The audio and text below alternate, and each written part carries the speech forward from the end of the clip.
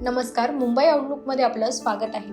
पुरुषोत्तम अधिक मासातील कमला एकादशी निमित्त आज पंढरपुरात भक्तीचा महासागर उसळला आहे. लाडक्या विठुरायाच्या आणि माऊली रुक्मिणीच्या दर्शनासाठी पहाटेपासूनच भाविकांच्या लांबच लांब रांगा लागल्या असून मुखदर्शन आणि पदस्पर्श दर्शन रांग थेट गोपाळपूरपर्यंत पोहोचले आहे. एकादशीचा औचित्य साधून पुण्यातील विठ्ठल भक्त राम जांभूळकर यांनी तब्बल 2 टन रंगीबिरंगी फुलांचा वापर करून संपूर्ण मंदिर परिसर अत्यंत आकर्षण आणि देखण्या पद्धतीने सजवला आहे. चंद्रभागेतील पवित्र स्नान, पंढरीची नगर प्रदक्षिणा आणि विठ्ठल दर्शनासाठी राज्यातून तब्बल 4 लाख भाविक पंढरपुरात दाखल झाल्याचा अंदाज आहे.